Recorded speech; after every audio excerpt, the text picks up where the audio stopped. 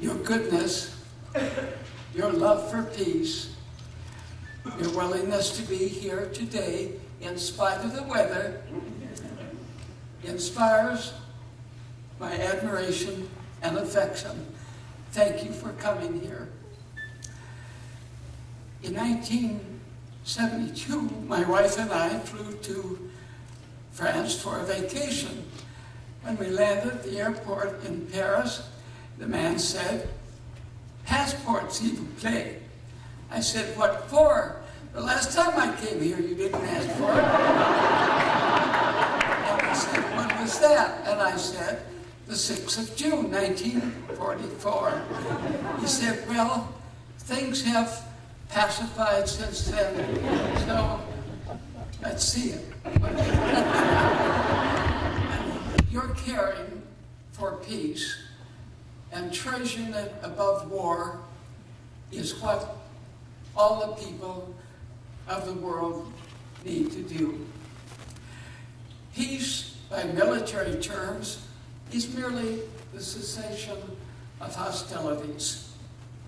But peace is a much more complex, wonderful, difficult effort, even than giving one's life in a pitched battle.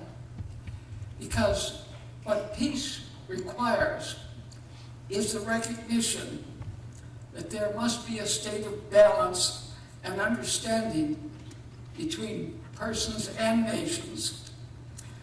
It has to be based on respect, which is gained by accepting differences.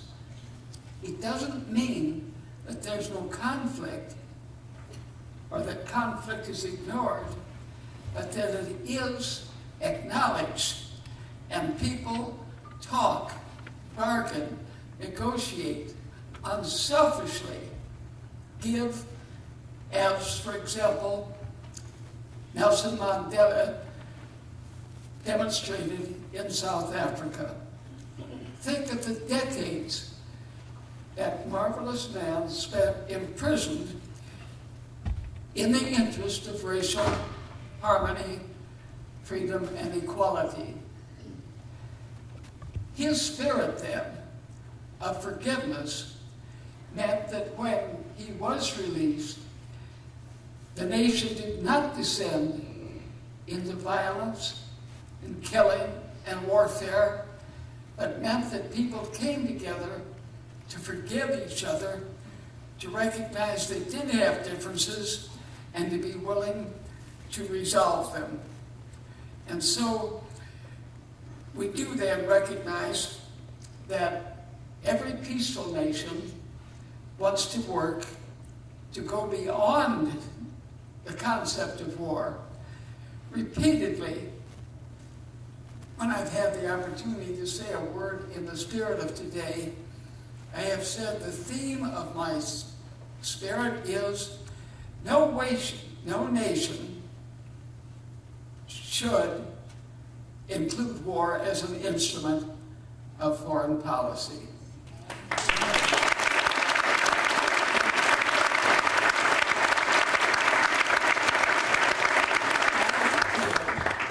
Anthropologists used to say, we're looking for the missing link between apes and civilized people. Well, friends,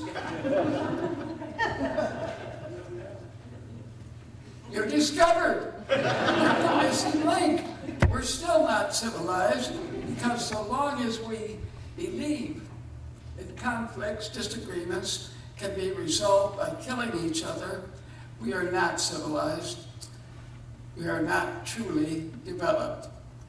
I'm so grateful now to recognize that 150 years ago, this nation was coming out of the idea that slavery could be recognized, tolerated, and acknowledged as a legal institution.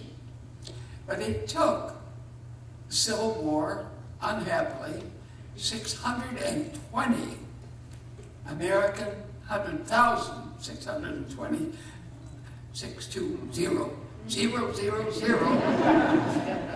casualties before that conflict stopped. But it showed me that's as many as all the casualties we suffered in all the wars of America, including World War I and II and Iraq and Korea and so on. But when people say to me, well, there's always been war, people will always fight, there'll always be armies, I say, when our human race evolves enough, I think it is constantly evolving, as we recognize the progress it made with regard to decriminalizing, getting rid of slavery. It makes us realize not just individuals or nations, but cultures, races of humans can advance and develop beyond cruelty and bestiality.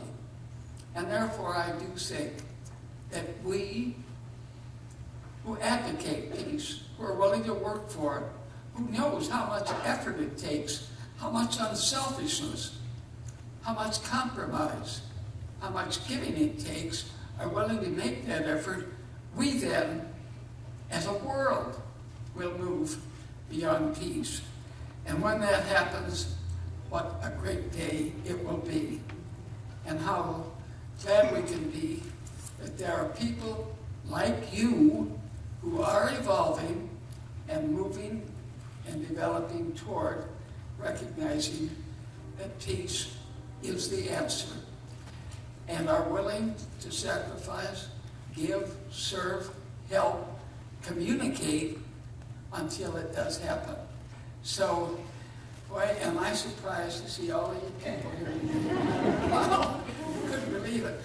My daughter-in-law asked me, how many do you think will be there? Because she wanted to provide punch and cookies for everybody. I said, well, maybe at the outside, 24.